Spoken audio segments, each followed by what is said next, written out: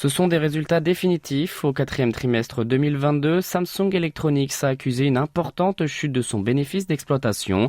Celui-ci s'établit à 4 300 milliards de won, l'équivalent de 3,2 milliards d'euros, soit une baisse de plus de 68% par rapport à la même période en 2021. Jamais depuis 8 ans, les chiffres ont été inférieurs au seuil de 5 000 milliards de won. Cela est dû en particulier à la mauvaise tenue de l'activité des puces électroniques qui représente 60 à 70% du bénéfice du conglomérat. En octobre et décembre dernier, le résultat opérationnel de cette division est tombé à 270 milliards, soit un recul de 97% en glissement annuel. Dans le détail, le géant sud-coréen a vu les ventes de ses puces mémoire s'effondrer de 38%. Ce manque à gagner a cependant pu être couvert notamment par la fonderie des semi-conducteurs, dont les chiffres d'affaires trimestriels et annuels ont tous deux établi un record historique.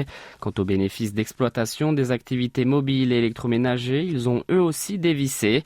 En dépit du mauvais résultat au dernier trimestre 2022, le chiffre d'affaires sur l'ensemble de l'année dernière a atteint 302 000 milliards de won ou 226 milliards d'euros.